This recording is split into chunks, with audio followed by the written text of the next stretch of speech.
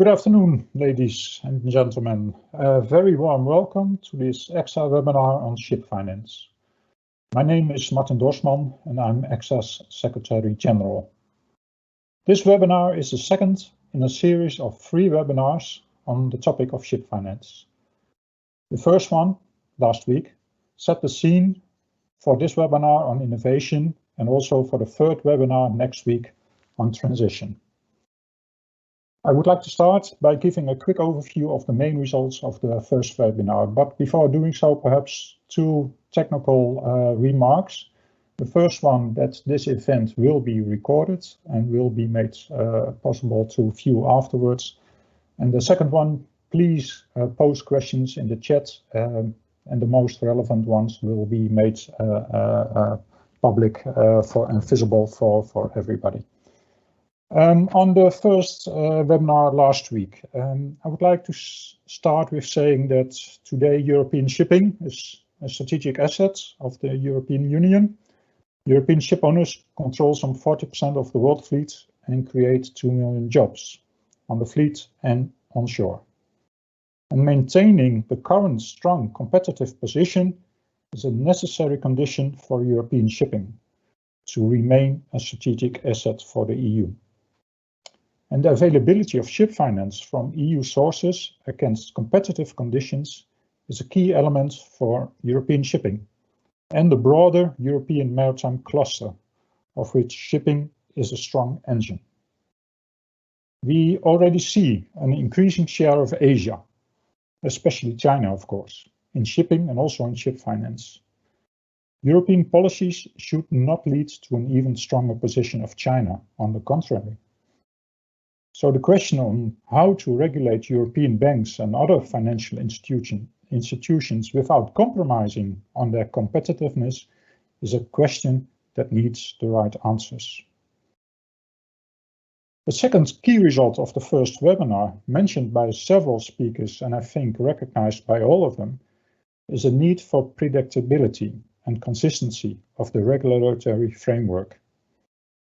Like all industries, the shipping industry needs this predictability and consistency, and perhaps even more so, given the long lifetime of the vessels. Ship owners that invest in new builds now need to have the certainty that the ship will not become a stranded asset in a few years' time. And in this respect, I'm quite concerned about the discussion on LNG as fuel for propulsion. The switch to LNG was heavily promoted by the regulators, as it's a very clean fuel and also lowers greenhouse gas emissions. Ship owners are now investing in this fuel, but see themselves now confronted with a debate on the desirability to do so. We should be extremely careful with creating this kind of uncertainty. Ship owners have to switch to zero carbon fuels in the future, and the experience now with LNG should not hold them back to do so.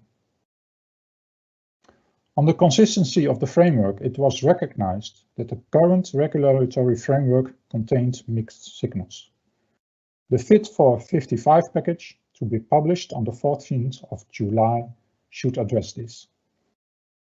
And the framework needs to encourage the transition finance to the greening of the shipping activities, because the transition has to happen now. The third key element of the first webinar were the remarks on the diversity of the shipping industry, the types of vessels, their size, business models, trading areas, and also the fact that many ship owners are SMEs. This makes the accessibility of EU's instruments even more important than already is the case. Smaller ship owners don't have the offer staff to investigate which of the many EU instruments would be the best fit for an innovation project. And if such a fit would have been found, then the reporting requirements can be an obstacle for smaller ship owners just too big to deal with. Happily, I noticed that this aspect was recognized by the representatives of the European Commission and of the Cabinet of Commissioner Vălean. Streamlining the finance and funding framework was mentioned, as was creating an advisory hub. That's very good. but perhaps more can be done. Some years ago, a subgroup under the European Sustainable Shipping Forum, ESSF, produced an overview on available EU instruments. It was a paper document. By the time it was published, some of it was already outdated. So I think the time has come for the European Commission to develop a web-based tool that can guide ship owners to concrete innovation projects to the right EU instruments. This would be an enormous help, especially as new calls for innovation projects are opened under the new Horizon Europe program and the new European Partnership for Zero-Emission Waterborne Transport, which has just been launched. And on the reporting requirements, we should, of course, not be naive. Reporting has to be done to make sure that money is well spent.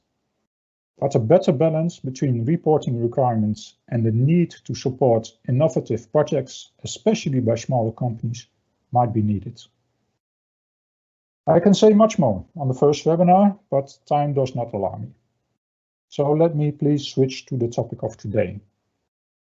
Today, the focus is on the long-term financing needs and possible tools for not yet existing technology solutions for the shipping industry on its way to sustainability. Innovative ideas are needed to move the shipping industry, including existing and new vessels, towards sustainability. At the same time, innovative projects incorporate financial risks that have to be addressed, which in turn will determine the conditions of available financing. The aim of today's webinar is to discuss the possibilities and challenges of financing innovative projects and to address the financing gap. Ladies and gentlemen, it's time for me to introduce Marjolein van Noort, who will be the moderator of the panel discussion today. Marjolein is a senior policy advisor for economy and finance and EU representative for the Dutch Shipowners Association, KVNR. She's an international finance economist with almost 10 years of experience in the maritime industry. And with that, Marjolein combines expertise on finance topics with great insights into the maritime waterborne transport sector, having worked for a number of years for the Dutch Ministry of Finance before moving into shipping. With experience brought in from the last financial crisis, during which she participated in developing new schemes, she is turning to the big project of ship financing, which is becoming a crucial element of the sustainability agenda. And in addition to her roles for the KVNR, she is the coordinator of the European Network of Maritime Clusters. Unfortunately, I can't stay on until the end of the webinar due to other obligations. Marjolein has kindly accepted my request to close the webinar with some summary statements. Thank you, Marjolein, for this. I wish you all a very informative and pleasant webinar, and Marjolein, the floor is yours. Thank you. And thank you, Martin, and good luck with the next meeting you have, which is a very relevant one as well on congestion, so all the best. Good afternoon. Marjolein van Noort, and I'm in the presence of a very strong group of panel members and speakers, because we're going to dive into the future. We're going to dive into what shipping can do, and we will start with a presentation of Danish Ship Finance from Christopher Rex, who is focusing on innovation in research and what should be done and could be done in the not only the near future, but really diving into the future. So what will shipping look like in 5, 10, 15 years? And the key question for today, how can we make sure that what we have in terms of funding and financing schemes will eventually lead to competitive and a very strong shipping sector? Good to have you here, Christopher, and I'm looking forward to your presentation. The presentation is already there, so the floor is yours. Thank you.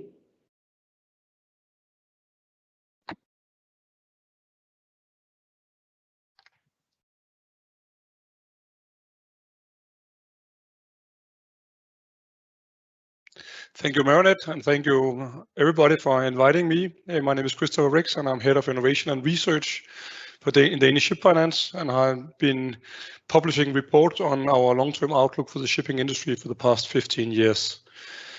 I'm here to give you our latest thinking into the topic of commercial levers for decarbonizing the shipping industry. Clearly, if we are waking up one day and we have a global carbon tax, a global offsetting schemes on how to bridge the green premium, everything will look much more easy than what I'm discussing today. But for the next 10-15 minutes, I will try to give you my views on how we could actually see the shipping industry being decarbonized without explicit aid from a global carbon tax or global levy somehow. Could you please jump to the first slide of slide 3? Yes. I'm quite sure that we all know that the global call to decarbonize is super strong. We hear it from regulators, investors, bank and cargo owners. So there's no doubt about the urgency of the decarbonization agenda and the call to decarbonize the shipping industry. But the difficult part is how do we actually bridge additional cost?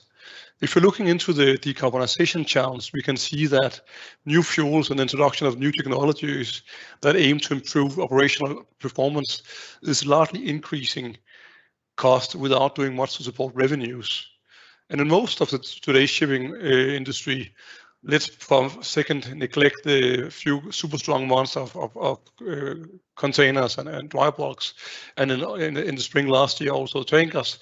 But if you're looking at in a 10 to 15 year horizon, the return on invested capital for the industry have largely been something between 3 and 5% for the asset owning side of the industry, and that is not super strong compared to the risk and the volatility faced by the industry. The difficult part is that the current industry structure gives little opportunity for additional cost savings or the introduction of economies of scale. We have a relatively fragmented asset base, and we have talked about data monetization beyond cost savings for a long time, but it seems to be quite difficult to obtain in today's industry. Could you please click once more? So we argue that without a global carbon tax or global levy, and let's hope that something like that could emerge soon, but in the absence, until that happens, to our understanding, the decarbonization looks quite difficult without significant business model innovation to improve the return on invested capital.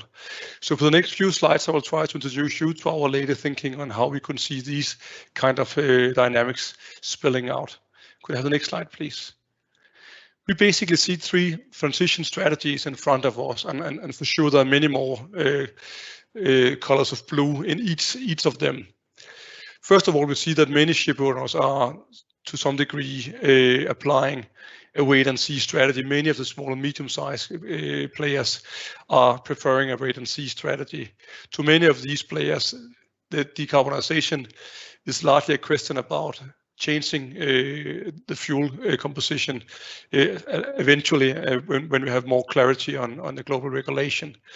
I'm sure that these guys are hoping to endure another cycle of improved earnings, maybe to the tune of 2023 or even to the tune of 2025. As we all know, the supply side looks quite manageable these days. Demand is not super strong, but is quite strong.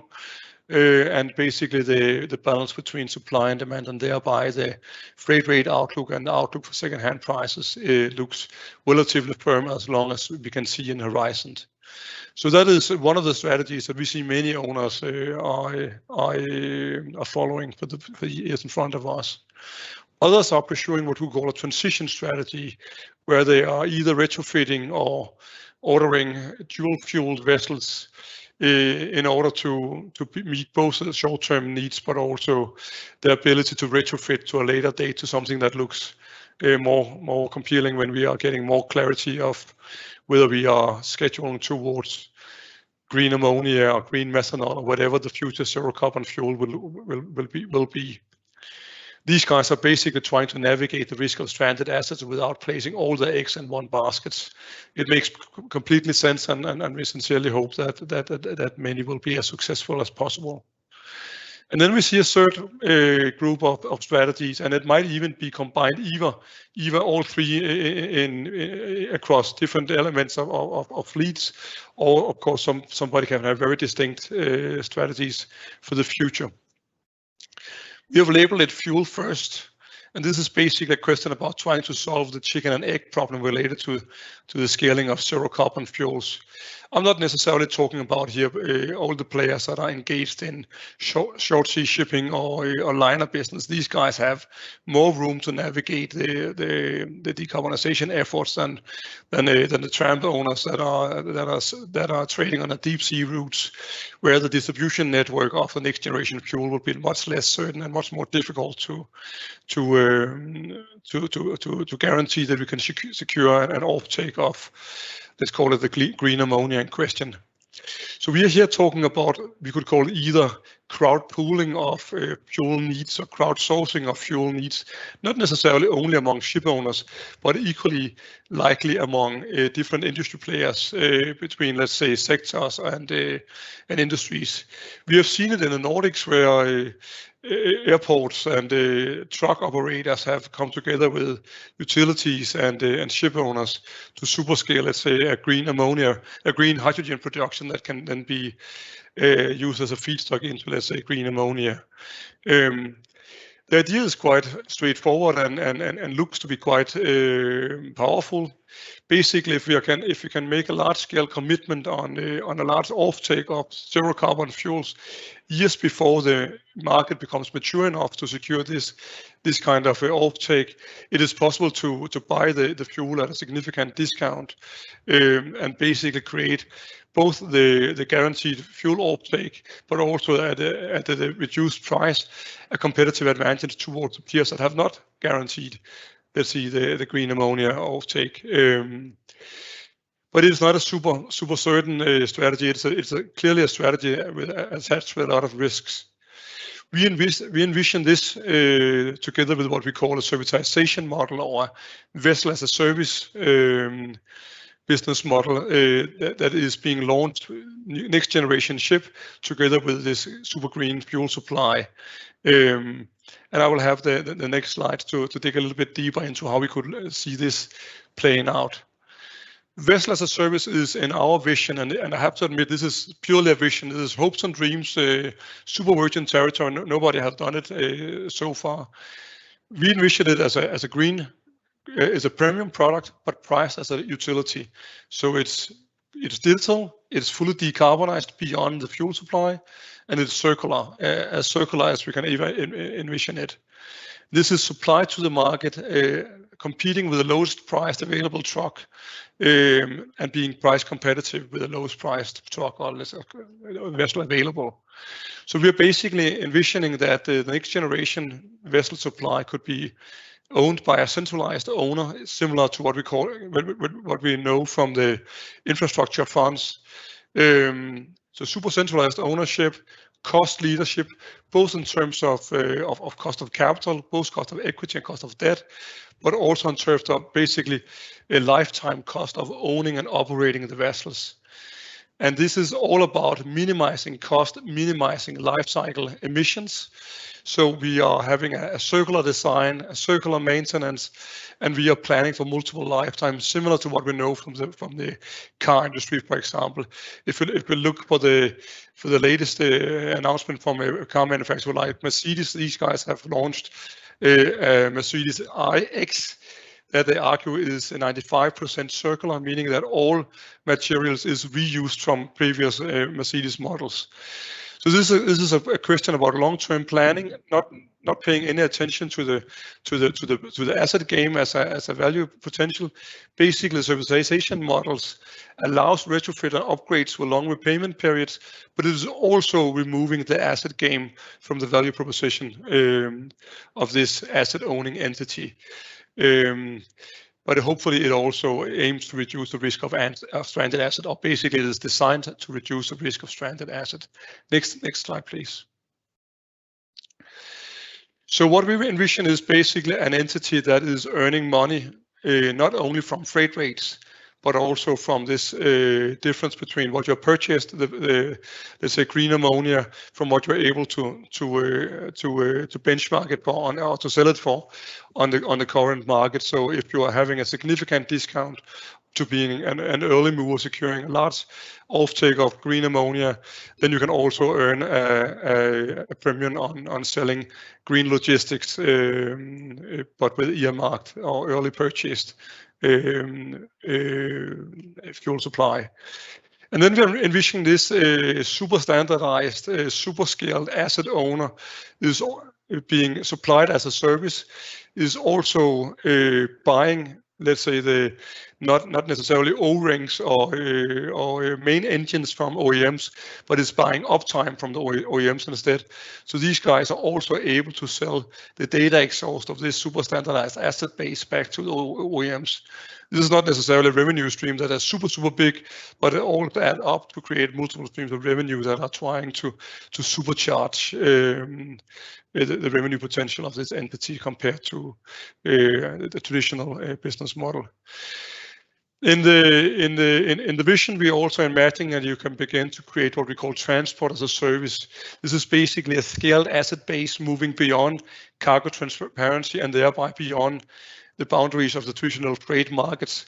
This is largely a data game, and it is a data game that tries to sell transparency, optimization, increased efficiency across not only shipping, but across all intermodal types that are basically trying to optimize and give the most of clarity to the cargo owners moving cargo from origin to destination.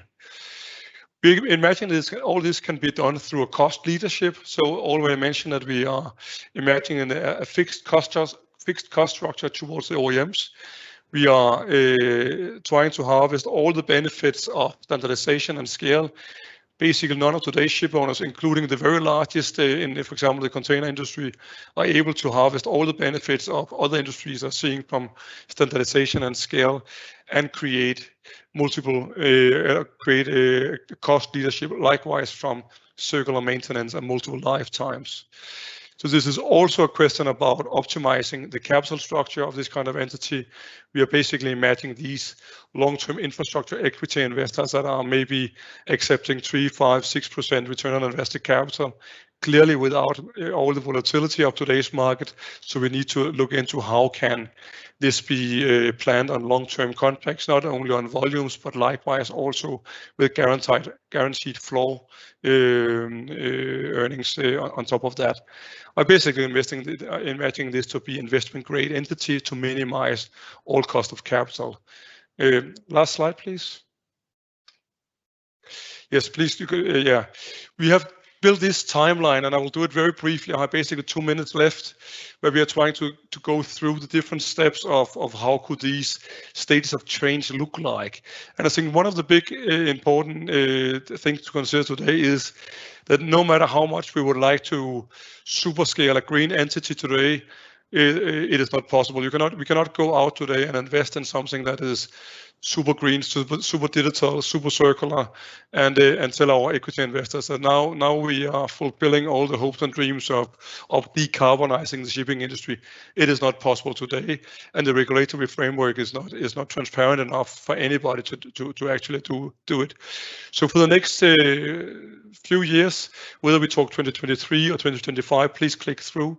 We are basically talking about operating existing assets, retrofitting as good as possible, cost save, fuel save as much as you can by applying new technologies, and working to solve the chicken and egg and turn the chicken and egg problem and the high cost, but the high likelihood of reducing the cost of the next generation zero carbon fuel by super scaling, trying to translate this fuel puzzle into a competitive advantage, This is basically some of the main tasks in the short to medium term. And when we can move closer to 2020-30, please click a few times forward. Then we are beginning to see, I'm not necessarily seeing that we will not see any ordering of zero carbon fuels before 2025. I'm quite sure that we will see some announcements soon, but to the tune of large scale ordering, where it becomes something that let's say the shipping industry is doing, not only a few leaders or a few super big entities are doing. I imagine that we will have to wait a few years before it becomes something that is done outside some of the super majors. I still expect that to be able to guarantee a fuel supply beyond line operations and beyond short sea shipping, we will need to engage in sector integrations in various locations, and we will need to secure long-term contracts on zero carbon contracts on the cargo side. If in order to bridge additional cost of this fuel, if we are not necessarily supported by a carbon tax or carbon levy, this will clearly make the challenge more easy, or more, not necessarily easy, but less difficult to bridge. I think there should be one last. No, that's not. I think, of course, I have the risk of stranded asset towards the journey of 2030. I'm quite sure that all of us can imagine that already from today, the risk of stranded asset is high on the agenda for many different players, banks and ship owners alike, and investors clearly also. And this is something that we need to navigate, and I'm sure that all of us will learn more in the years to come. Thank you very much for the 15 minutes. I hope that we can have more discussions as we go, but thank you for your attention. And thank you, Christopher, for setting the scene with quite some information, and really like that you're saying there are hopes and dreams, and we're not only looking at technology for new vessels and for retrofits, but we're also looking at new technology on the financing side, which is as intriguing, as complex, as interesting.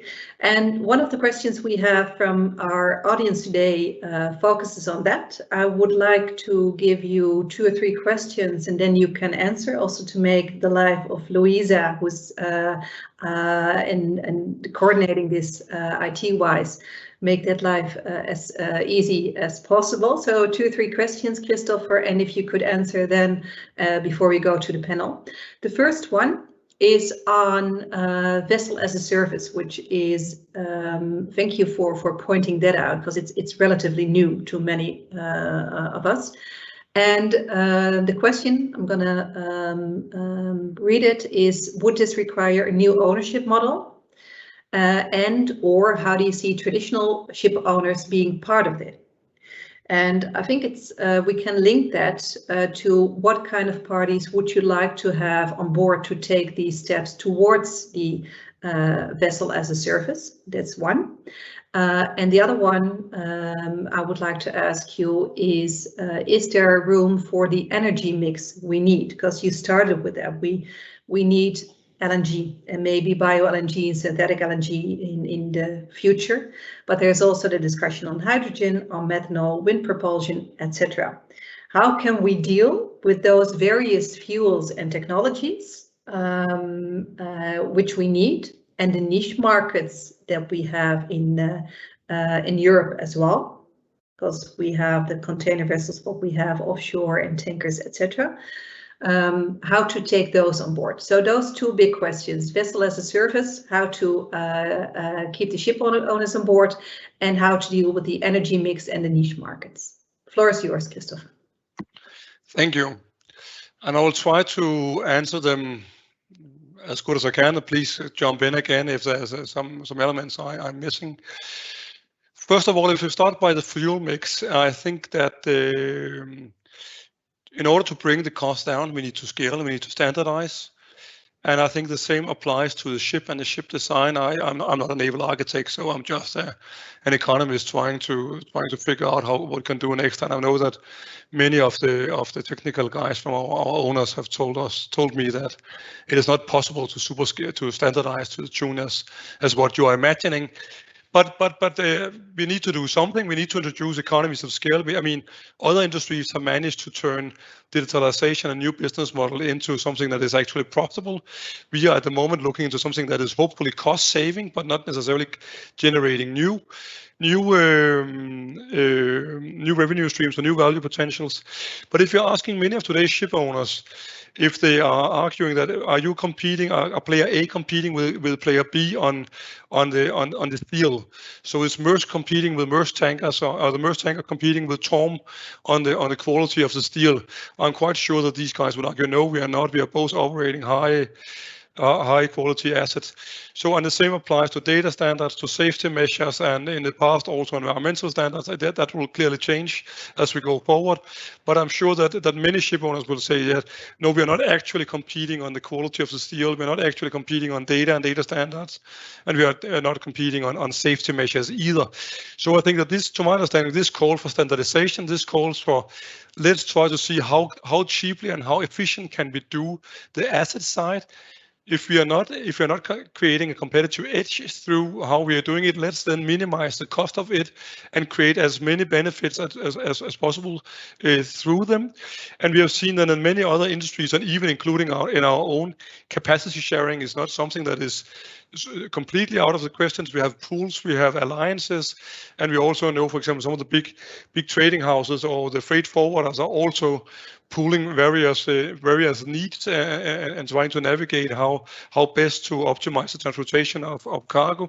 So if we can both super scale, super standardize, introduce economies of scale, digital business models, and likewise also introduce capacity sharing and capacity planning together, then we are basically beginning to change a lot of the narrative of what it is to be a ship owner.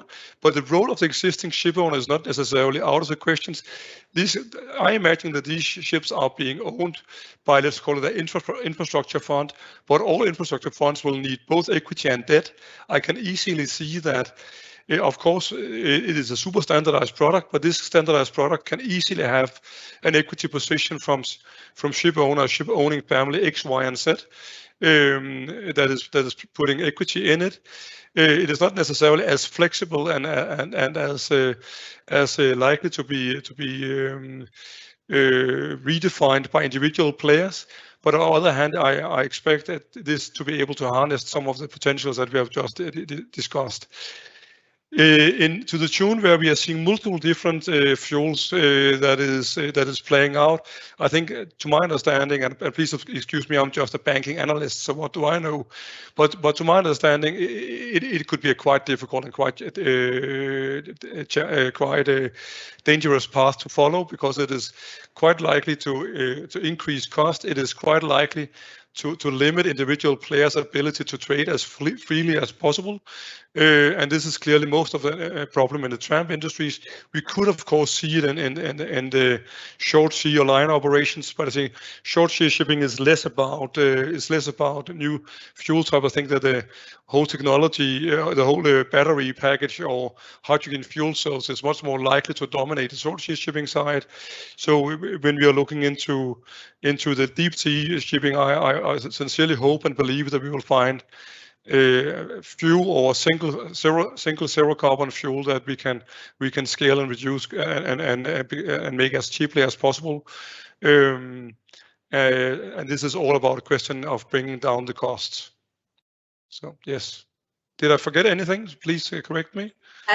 I don't think so, I definitely like the clear answers you gave, and I think this is where financing and maritime can and should meet on sharing both interest and ideas. And I received another question, so I would like to pose that one, and then I would like to go to the panel to give the pitches, etc. And the question, reading it out loud, is how can we make sure that SMEs are taken on board in financing new vessels and retrofits? Straightforward question, maybe a straightforward answer. I think the retrofit case is largely a question about repayment periods and basically the strengths of the potential of the retrofit in front of us. I see many retrofits that are having a relatively short repayment period, and I begin to see entities that are even offering to guarantee the payback and also offering to finance it. It is not something that we are doing, so I don't have a personal or corporate experience with it, but I don't see it as a big challenge as long as it is something that makes commercially sense. The possibility of ensuring that small, medium-sized owners are having a place at the table is a super difficult question. As you know, Danish Ship Finance is a monoline business. We are significantly smaller than some of the very big banks, so we are equally alert on how could this kind of thinking goes, and what kind of long-term perspective is it creating if suddenly it's only investment-grade entities that owns, let's say, 3,000 or 5,000 ships? What kind of role will we play? So the honest but not super satisfying answer is that I don't know, but I'm equally aware of the importance to try to figure it out as a person who have asked the question, and it is something that we are spending a lot of time and effort trying to digest and trying to find a solution. So I don't know, but super good question. Thank you. Thank you. And I think this webinar is also good because we have the team of EXA here as well to raise these questions and make sure that we have the agenda for the coming months or years. And I know for certain that this is on the agenda. Thank you, Christopher. We come back to you after the panel pitches and then the dialogue there. So I would like to invite Martin Prokosch, if I pronounce your name rightly, and you have prepared some slides for us and I think a very good story. So floor is yours. Thank you very much for that introduction. I will actually build on a few of the things that Christopher already mentioned, so I think it can fit straight in there. But before I start, let me just give a very short background on Zero Lab, the unit I'm leading here at Tolvar Klaveness. It's a new unit and focused on commercializing zero emission shipping and finding new business models related to this. Klaveness is a Norwegian ship owner, operator, and software as a service provider, mainly in the dry bulk and tanker space. Let me start with some of the challenges, if you can click to the next page, around faced by deep sea shipping to decarbonize. And Christopher already touched upon some of these, that there's a quite big difference between short sea and deep sea. And so this is really focused on deep sea, and where also the majority of the emissions from the shipping industry originate.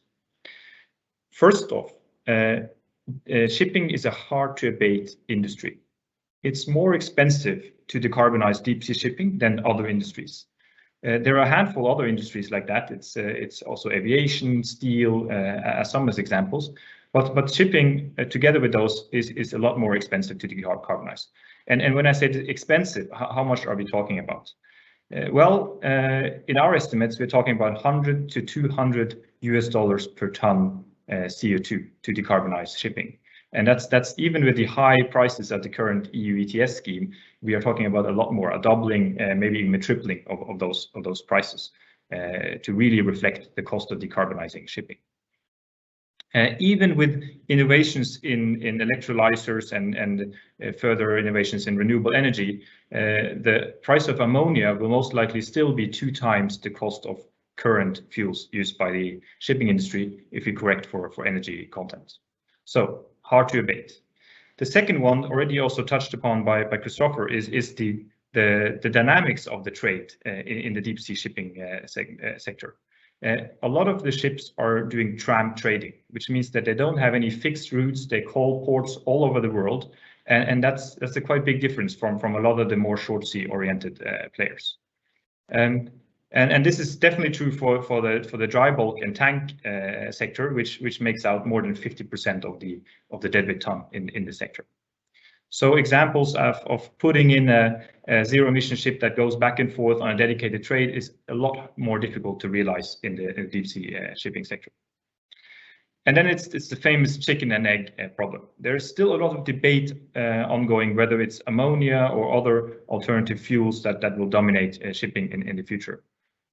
And from a ship owner's perspective, it's difficult to invest in an asset with a 20+ years lifetime without more certainty around this. And similarly, the companies wanting to invest in the infrastructure around this also need more certainty that, for example, ammonia is going to be the future fuel. So there's a lot of waiting going on here, and wait and see in this aspect. But one way to bridge this is, of course, to build in more optionality in our assets. So whenever we look for investing in new rounds of ships, we will now at least make them able to be converted into ammonia powered ships in the future, so we at least have the optionality. But given the uncertainty, we may not just invest in it straight out. We may just invest in the option to convert these vessels. And lastly, there is still no global carbon price, and definitely no global carbon price for shipping. And although there are some talks around it, it's still on the very early stage when it comes to really seeing a global price on carbon for the shipping sector within this decade. The EU ETS is definitely, including shipping in that scheme, is a step in the right direction. And that's also why we as a shipping company support the broadest possible scope for this scheme. But whenever we will see a global carbon price, it's definitely important that those funds also flow back into the sector to really fund innovation. So it cannot just be a tax on the industry, but it needs to be a way of financing also innovation in the industry. We actually have a concept, we just launched it a few weeks ago, a concept which aims to solve several of these challenges. So if you click to the next page, and to explain, that's what we call carbon insets. It's not something we have invented. It's actually a concept also known in the aviation industry. The Smart Freight Center actually published a white paper together with DHL on this last year. But we really want to apply this concept also for the shipping industry. In order to explain this, let's start with carbon offsets. It's a term that probably most of you are familiar with. And that's the concept about funding carbon reductions outside of the relevant value chain. So if you would offset your shipping emissions, you would fund reforestation projects or even maybe renewable energy projects elsewhere outside of the shipping industry. And the prices of these projects are typically in the $1 to up to $20 per ton CO2, which is a lot lower than the cost of decarbonizing shipping that I mentioned earlier. And also, this is not really recognized as a means to reduce Scope 3 emissions, and it's also more and more questionable whether we can just continue offsetting without actually addressing the industry that we are part of ourselves. And that's what carbon insets tries to solve. This is the same concept as carbon offsets, but it's about funding emission reduction projects within the shipping industry. Funding a zero-emission vessel, funding a vessel switching from traditional fuel to biofuel, and so on. And since this is within the shipping industry, of course, the price for these carbon insets will be significantly higher. We are talking about $80 to $100 per ton CO2, but maybe even higher once if the demand picks up for these type of insets. And insets are aligned with the best practices around tackling value chain emissions. So the more and more parties go out and recommend that you need to look at the value chain you are part of and use the power you have within your value chain to really decarbonize.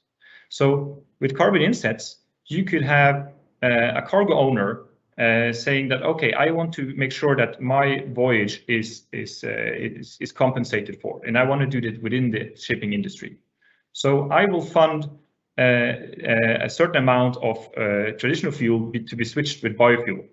It may not be on the vessel where I have my goods, but it's at least somewhere in the shipping industry and where that fuel is available. And by doing so, we actually achieve emission reductions within the shipping industry in the most cost-effective way. You don't have to physically link all the aspects of this, having biofuel available in the port where you are transporting your cargo and so on. But you're really loosening some of these restraints and making sure that those that are willing to pay a premium for zero emission freight can fund those that can deliver the solution to enable these type of ways.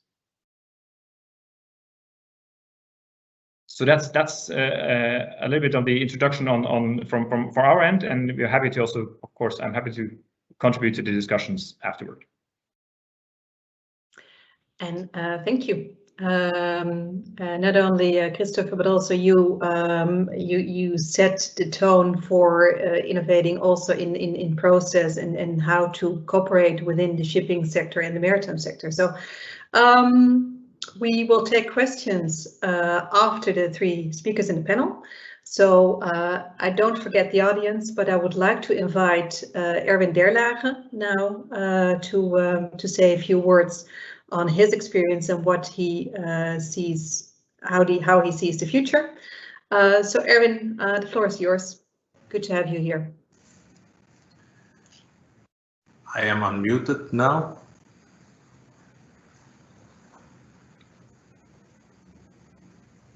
Yeah, good afternoon. Thank you very much, Marjolein, for the introduction. I have prepared a couple of slides with some quotes and some questions, which are based on the discussions that I've had with ship owners over here and also people in the shipping cluster and within my own organization. And if you could go to the second slide, I would like to start with the first comment. I mean, there is a whole discussion whether shipping is shipping is transporting 95% of all the goods in the world, and it is only polluting 3%. Our view is that shipping is part of the problem, and therefore we should accept our share of responsibility. I mean, global warming is happening just in front of us, so we have to be realistic and we have to accept that something is to be done. Then my second quote is that, and I have to agree with Martin here on his one of his previous comments. We believe that we should invest rather than divest. I mean, the ICS R&D fund, we believe that the EU emission trading scheme, if it is solely a tax and it is not used for innovation and it is not used to support research and development, we're not going to solve the problem, and basically there will be a scheme where as long as you pay you can continue to pollute, and I think that is not what we want. Regulations, and then making reference to the IMO, but also to regional regulations, they should be non-ambiguous. So they should be clear and simple. For example, the sulfur, the last sulfur regulations. I mean, today we end up with vessels running on distillates, very low sulfur fuel oil, scrubbers. It's a mess. One of the discussions that we're having with many people is that climate change is not the same as the environment. You know, we're mixing those things up, you know, but they should be addressed simultaneously. So my question here is, biofuels are not considering the environment, especially flora and fauna. I know this from personal experience. I mean, I have part of my family is living in Brazil. And if you go to the states of São Paulo and Mato Grosso and Paraná, where a lot of crops are being grown for biofuel, I mean for the production of methanol, which is used in the automotive industry, the devastation of those areas is mind-blowing. I mean, it's like watching a horror movie. I mean, smoke everywhere, smell everywhere. I mean, you can't be there in the time of harvesting, which happens normally twice a year. So I mean, we have to be very careful when we talk about biofuels. We have to be absolutely sure that they are indeed not damaging for the environment and that they are also truly net zero. Another question is that vessels, we are part of the problem, as I mentioned before, but we are only a link in a very complex supply chain. So it is very important that we involve charterers, we involve shippers, we involve the authorities, we involve ports in order to achieve our goals. Apply common sense. I'm reading a lot of things, and you know, everybody's having an opinion. I would like to invite a lot of people who are having a very strong opinion about what can be done in shipping. I mean, I invite them, you know, I mean, or maybe other shipping companies, just be at the shipping company for 2-3 weeks, see what's going on, and then try to talk with the people who are sitting on the floor, because you will be surprised how many ideas you know, people are having running their day-to-day business. And I often see that those people are not being listened to, you know. Improve known technologies, because we believe that there are still many gains to be made. We're talking about energy recovery systems. I mean, you can recovering kinematic energy from cranes, for example. I mean, we all know the exhaust gas boiler, which we're using to produce heat, but there are a lot of other things that can be done. There are also hull designs where we can do an awful lot. We can have energy saving devices, but we can also think about asymmetric hulls, something that shipyards do not like, because this is a very complex vessel, but it is something that we surely will have to look in. Can we go to the next slide? So the question is, will there be enough biofuels, or will they be used up by, for example, the airline industry? And there are many other industries. You know, I mean, the amount of fuel that is being used today and that has to be used, will it be possible for shipping? You know, I mean, to start using these fuels. And an interesting thing is that about 10 years ago, there was a whole discussion about, you know, I mean, that we have to reduce CO2 emissions, and that we may have to change the type of fuel. Understand well that many ship owners, the biggest problem that we have on, and I'm talking on behalf of a ship owner, and I'm working as a ship manager responsible for an organization. One of our biggest problems that we have on board is actually the fuels that we are being delivered. Compatibility issues. I mean, fuels are having different densities. They're very complicated. 10 years ago, I was sitting in a seminar and I said, you know, the IMO, they can make our life very easy. Supply one type of fuel, make it a biofuel if necessary, and make that only available for the shipping industry. I mean, 10 years ago, we would be net zero already. Yeah, I know that this is not practically possible, but it goes to say that if you ask ship owners, I mean, the only thing they want to have is, you know, take fuel at any port in the world as you're taking fuel in your car, for example. I mean, you don't think twice to which petrol station you're going. You can just top up your tank with fuel from any petrol station. How reliable and safe are biofuels, and will they be in compliance with regulations? I mean, there are a lot of issues with reliability and with regards to biofuels.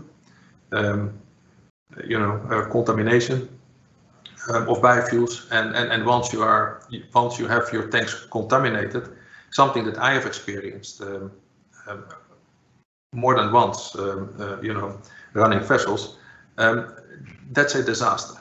You know, I mean, then you really have to stop your ship. You have to disinfect your tanks, and you have to make sure that you know, you can, before you start bunkering again. So the reliability and the safety of biofuels is very important.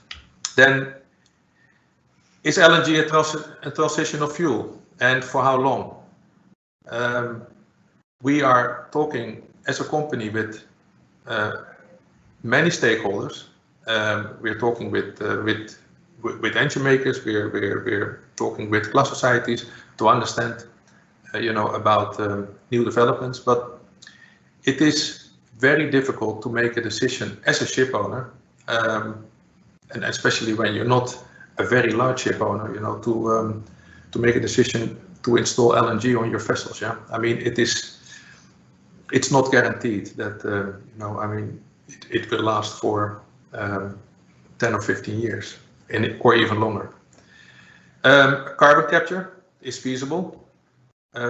We are also in discussions with some makers. We have even suggested to use 1 or 2 of our vessels, you know, to run trials to see how this works. The main question, however, is who will be responsible for the disposal? How will it be done and where will it be done? I mean, if you only think about, we have now a regulation in place for shore disposal of sludge for the last 25 years, and it is still not possible to discharge your sludge in every port in the world. How is that going to be with carbon capture? You know, when we start implementing this kind of technologies. Then is LNG a villain now? Because we have been reading a lot that LNG now with the methane slip and all the problems we're having, it makes it even more difficult for ship owners to make that decision. And when ammonia and hydrogen will become a safety issue, I mean, when it starts becoming, or when it isn't, the safety is not guaranteed, will it also become a villain? You know, I mean, this is a question that we are already having internally and also with many other colleagues in the shipping industry. Yeah. And then dual installations, so combining short-term LNG with long-term ammonia hydrogen usability. And then the role of shipbuilders and engine makers is very important over there, because I do not believe that a single ship owner can make that decision. I mean, there should be an availability for those technologies. And then coming back on ammonia, we all have seen, you know, the devastating fire on the Express Pearl below Sri Lanka. Now, imagine that vessel was having ammonia as fuel. Yeah, I mean, I really would like to have some people to think about it. If that vessel, which completely burned out, and luckily everybody left the ship, if that vessel would have ammonia as fuel, what would be the consequences? Yeah, I mean, what kind of environmental disaster would we be facing? So then, how and what to choose? Because we have to consider that ships are built for 25 years in operation, and this is a very big question for all ship owners like ourselves. And then I have a fourth slide, which is a teaser, and it's what about nuclear or fusion technology? There are some plus societies who are mentioning it, but it is not part of the discussion. And I know that there are a lot of safety issues over there. There is a lot of legislation. There is a lot of concern with regards to, and we all understand those concerns. But nuclear or fusion technology, as far as what I can understand, and if you look at, for example, the new molten salt thorium reactors as an example, that is a really truly CO2 neutral. It's not net zero, it's a CO2 neutral solution. And I don't see it in the discussion that we're having today. And maybe therefore it is also very important to create this research and development fund, because I think we have to look into these areas as well. This is my quick view of, on behalf of a ship management and a ship owning company.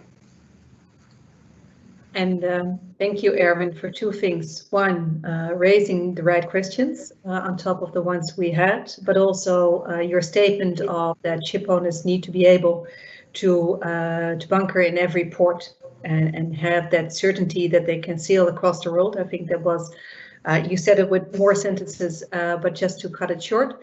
And with your last remark, which is definitely intriguing, I think we gave extra room to host the next series of webinars.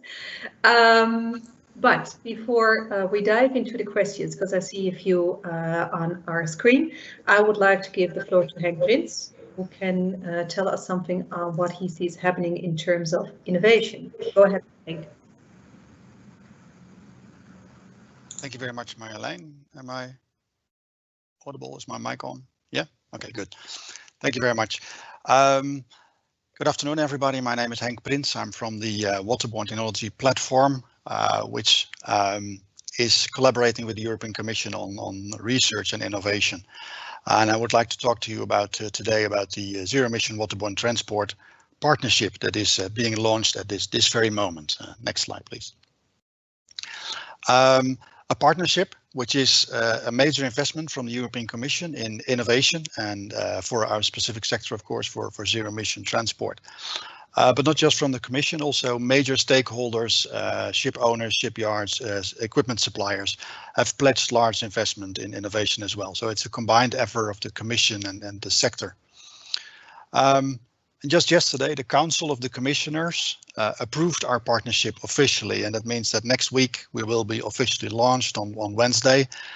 And on the day after, on the 24th, a large number of calls for research and innovation will be launched by the Commission with a budget between 75 and 100 million euros. So that's a huge step for our sector to be included in these partnerships.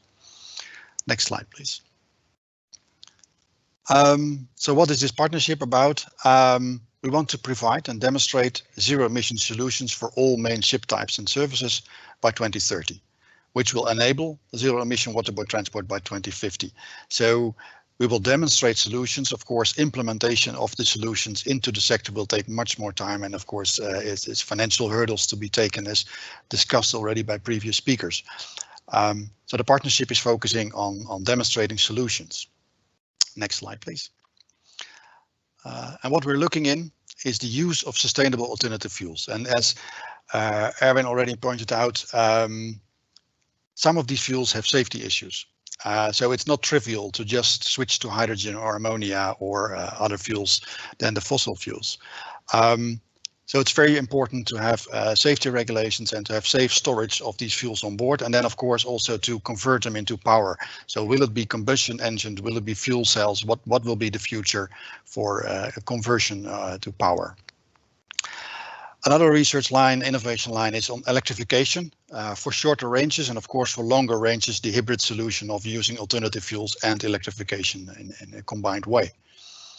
But as Erwin already said, there's also things to do with current ship designs. We are aiming to reduce the energy consumption of ships by 55% compared to current standards.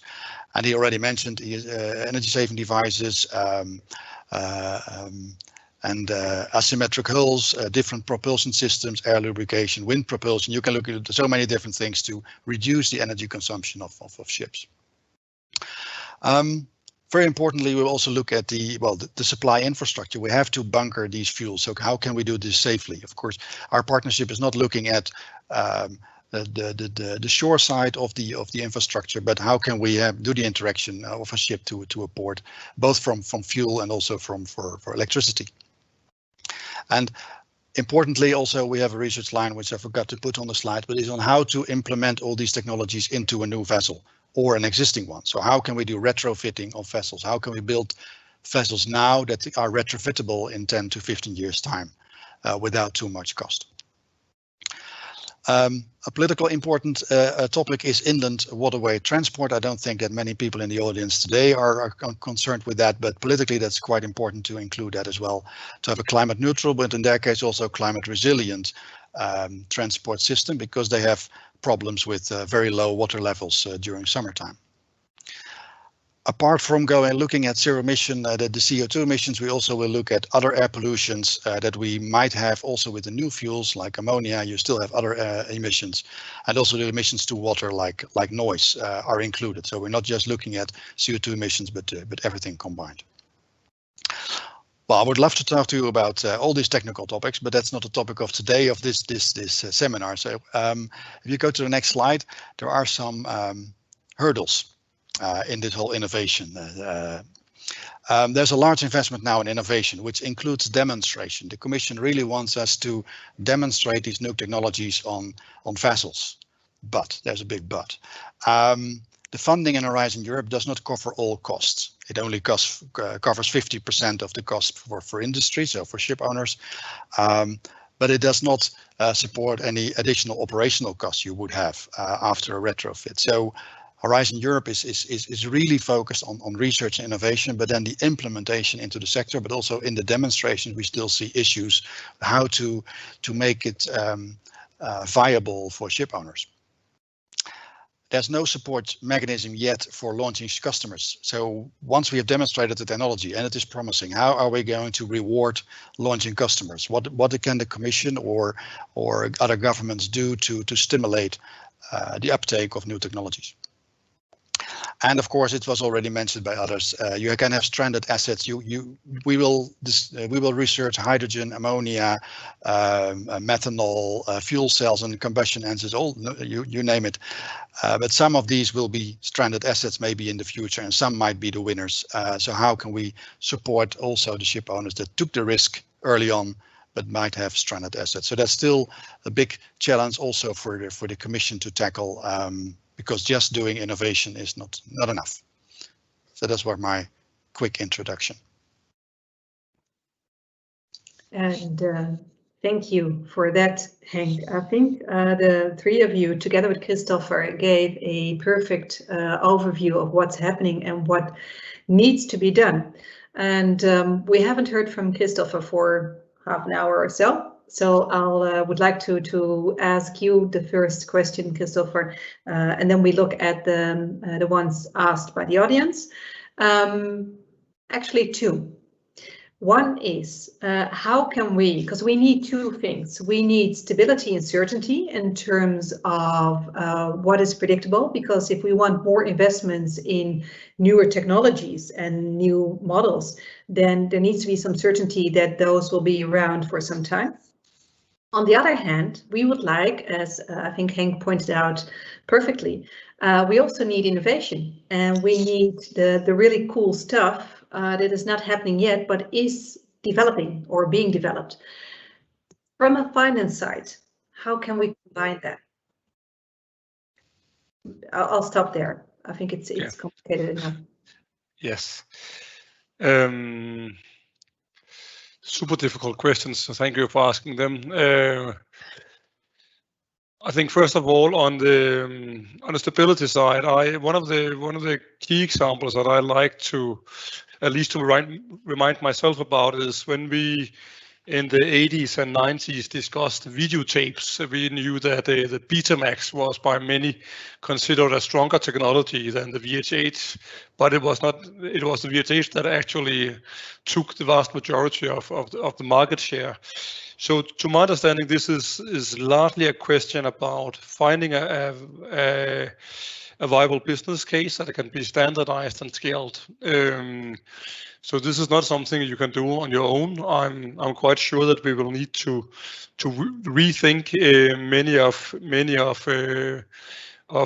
today's infrastructures and industry structures.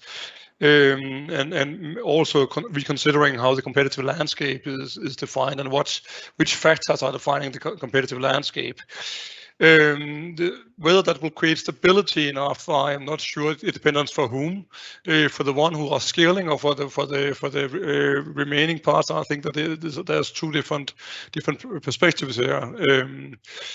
I think on the innovation, public-private partnerships in developing new technologies, actually proving different concepts is very important, but it needs to be scalable beyond the prototype. So again, this is a question about not only looking from your own small pocket of perspective, but trying to look at it as broad and as wide as possible. And I think that combining the decarbonization challenge, the issue around identifying the next generation zero carbon fuel that can be used not only in the shipping industry but likewise also in other sectors and industries is super important, and then trying to understand that it might not necessarily only be a question about the ship. It might more likely be a question about the end-to-end logistic, or at least the port-to-port operation. So individual ship owners or individual ships design is not necessarily end game here, but it's many different moving parts. I'm not sure it was actually an answer, but as close as I was able to get.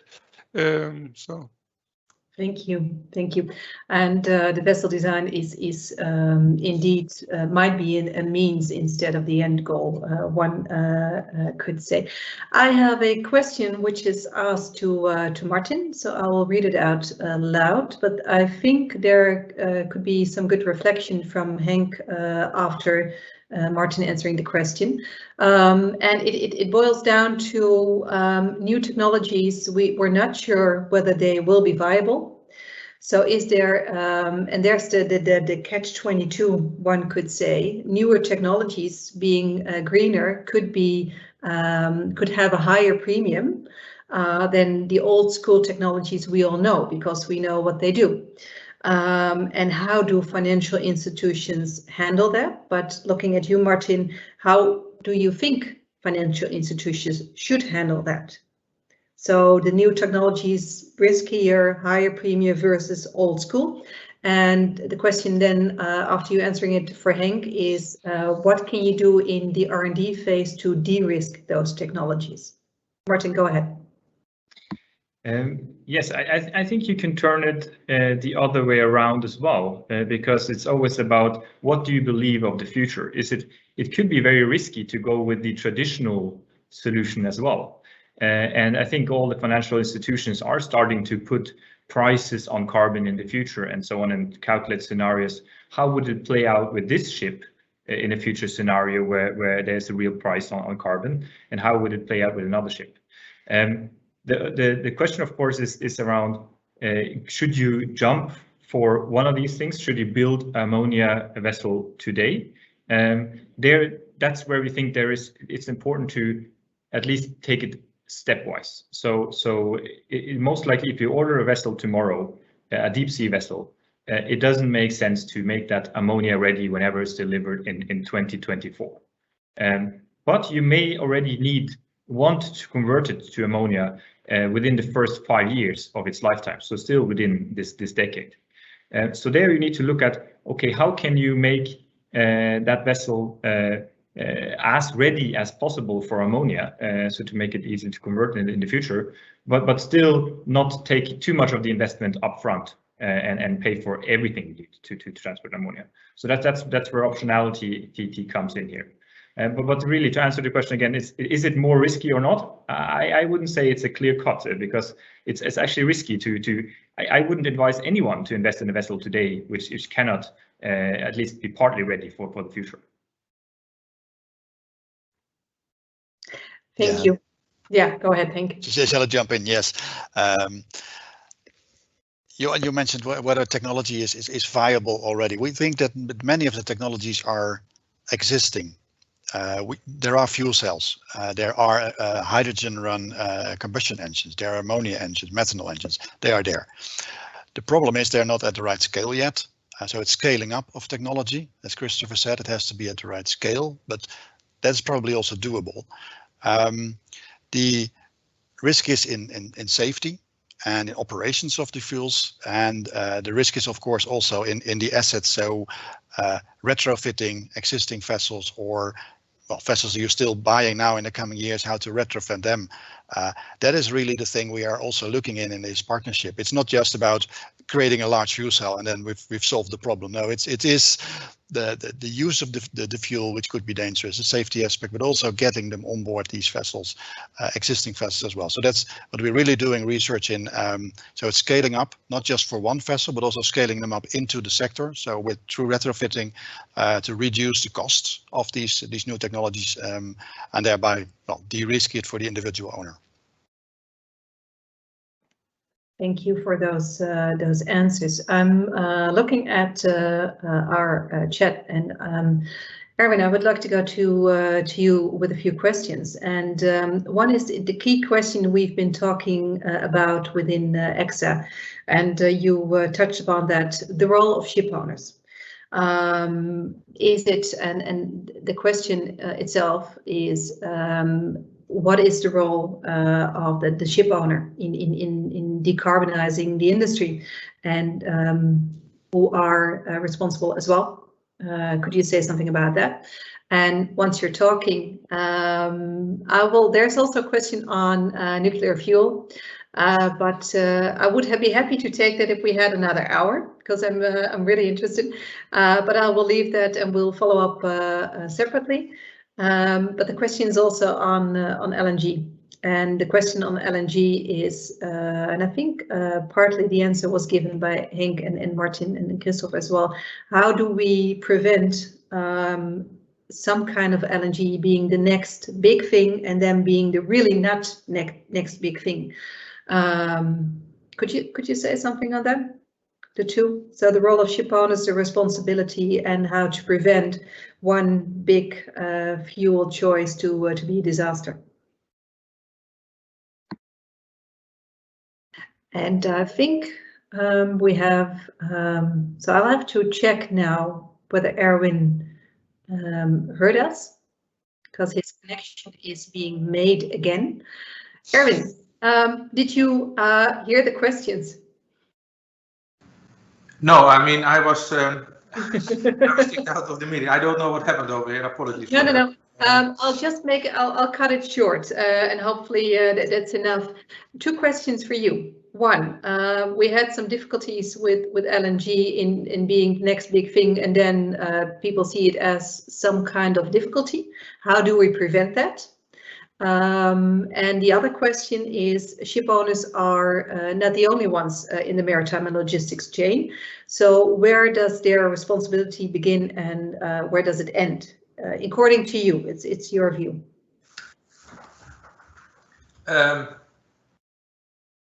LNG is a solution. It's an intermediate. I mean, an intermediate solution. I don't think it's the final solution, because you will. I mean, it's only emitting 20% less, approximately 20% less than the fuels that we are using today. To make an investment in LNG is risky. I mean, it's expensive. There are not many yards where you can do it. I mean, that's also something you have to take in consideration. I think that it would be interesting, if it is still of interest by then, to go for LNG when you can combine it with, for example, already a preparation for ammonia as well.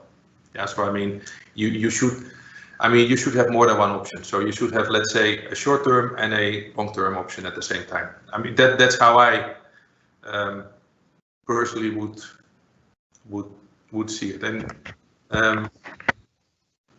with regards to the responsibility of ship owners, I think we have to work together with all the different stakeholders.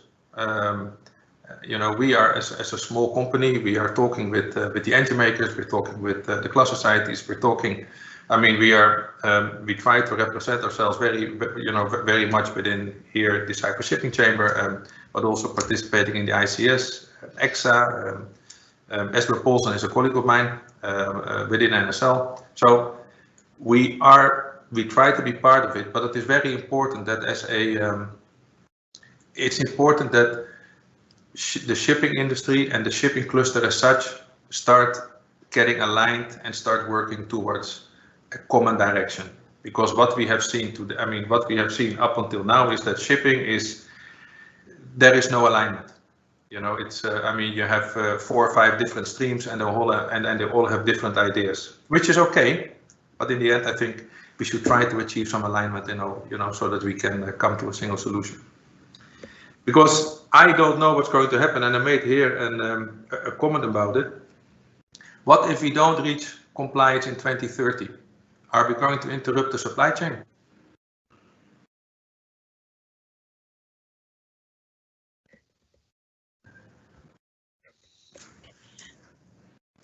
Good question, and a rhetorical one as well, I think.